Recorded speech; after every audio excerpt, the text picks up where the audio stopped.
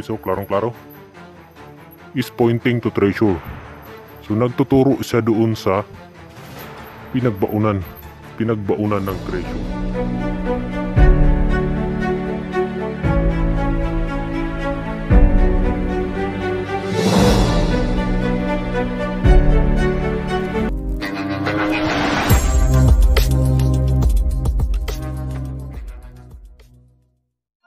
So magandang araw mga katiits. So welcome dito sa ating channel. So ngayon mga katiits, pupuntahan natin yung ulo ng ahas, okay? Or sign na kung saan yung isang bato tulad nito ay mukhang ulo ng ahas, okay? So ito mga katiits, ito ay klarong-klaro na isang head snake sign marker, okay? So ito yung ating i-explore ngayon. And then magbibigay tayo ng kaalaman kung ano bang ibig sabihin nito. And then saan ba nakabaon yung treasure dito katiits, okay? So panoorin nyo itong video ito mga katiits hanggang sa dulo para magkaroon din kayo ng idea kung paano nga ba hanapin yung treasure kapag yung sign ang nakalagay is yung head snake sign marker, okay? So ito yung kanyang daanan, okay? Dito makikita natin yung mga puno ng kawayan. And then dito mayroong nakapile yung mga batong yan. Meron siyang positioning. Ito para itong tinabunan. Okay? Ito yung mga katiits. So ito yung mga treasure mark na bato. Meron siyang mga design na maliliit ng butas-butas. And then dito sa ibabaw, dito na natin makikita yung head snake sign marker, okay? Yan o. Yan mga katiits, puntahan natin sa malapit. Hindi ito klaro kasi nabasa. So umuulan kanina. So masyadong basa ito. Yan katiits, so klarong-klaro. O diba? So ito yung head snake sign marker. O diba, klarong-klaro katiits. Tingnan na katiits. Okay. So dito sa kabila, hindi siya head, hindi siya ulo ng ahas. Dito lang nakadesinyo. Okay, yan o, klarong-klaro. So, ito yung isa sa pinaka magandang sign sa isang Yamashita treasure mga katiits kung kayo ay mag-i-explore ng mga sign, okay? Kasi dito, ito ay mga legit na sign ng isang treasure. So pansinin yung mabuti mga katiits, meron siyang nguso, ilong, tapos may mata. And then yung kanyang ulo dito ay ulo lang talaga siya, wala na siyang extension doon sa kanyang likod.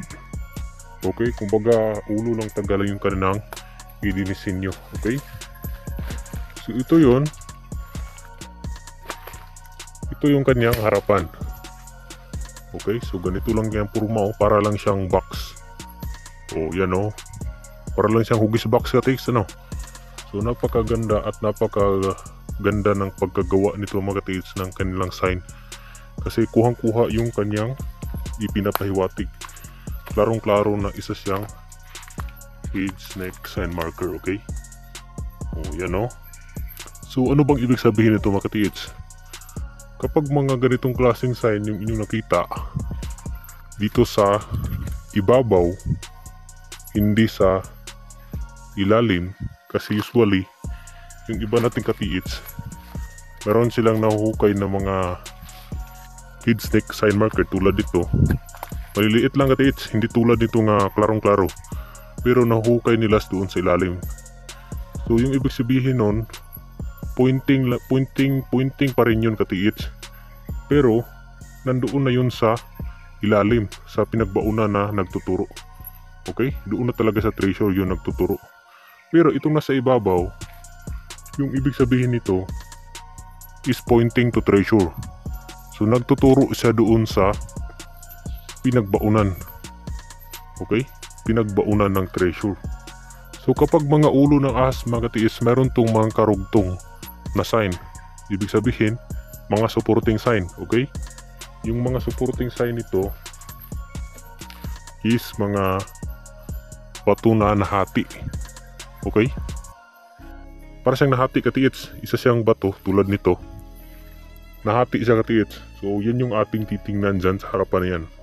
Okay? Bago tayo pupunta dyan, tingnan muna natin itong mga bato.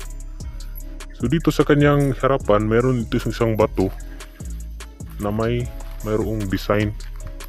Okay, meron siyang ipinapihuwatig na disenyo. So ito katiits, so ito yung kadalasang makikita natin kapag maghahanap tayo ng mga sign sa treasure hunting. Okay, so ito yung katiits, oh. Ganito yung kanyang purma. Kakaiba, meron siyang maliliit na butas-butas, and then hindi mo maintindihan yung kanyang disenyo. Okay, yan katiits, oh. Para siyang nakashape, and then matulis yung kanyang ditong portion. Para siyang isa itong pointer dito nagtuturo. Okay, so dito siya nagtuturo. So ito yon atin pong puntahan. Itong ulo ng ahas ay dito tayo pupunta, direction sa kanyang harapan. So dito, ano ba yung mapapansin natin dito katiits? So dito tayo dadaan sa ibabaw kasi maraming mga bato dito. Okay, so tingnan nyo katiits, kakaiba yung kanyang harapan, yung tinuturo ng batong ito, itong sana ito.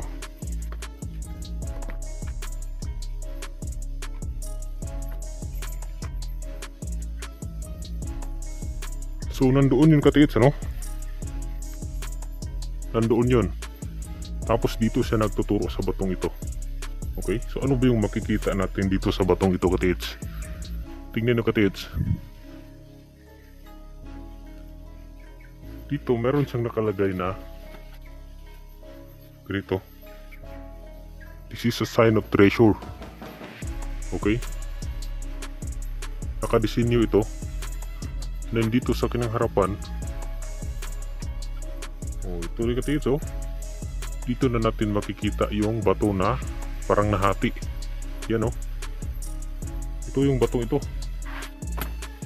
Okay, ito.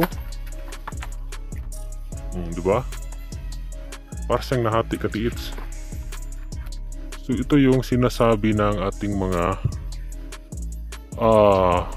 katiits na kung ulo ng ahas dito sa harapan, meron tayong makikita na bato na nahati. Okay, so ito yon. So ano bang ibig sabihin nito katiits? Ibig sabihin nandito na mismo nakabaon yung treasure. Okay, dito sa kanyang harapan makikita natin yung kakaibang ground. Okay, yan, oh. Para siyang sinimento. Ito yung lupa.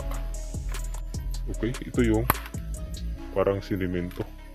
So dito parang mayroon silang ibinaon dito sa part na ito. And then ito yung treasure point. Dito nakalagay katiits, oh. Klarong klaro. Treasure point, legit yan katiits. Ibig sabihin mayroong ibinaon dito katiits. Okay, so yun yung mga basic na principles sa pag hahanap ng treasure kung snakehead sign marker yung sign na nakita nyo katiits, ano? So i-follow nyo yung harapan ng itinuturo ng sign. Okay, at doon sa harapan meron kayo doong makikita na bato na nahati. Okay, so para siyang nahati katiits. So ito ay pangalawa doon sa batong na nakita natin. Okay, so napakaganda nito mga katiits. So ito lang yung munang ibabahagi sa atin sa araw na ito mga katiits.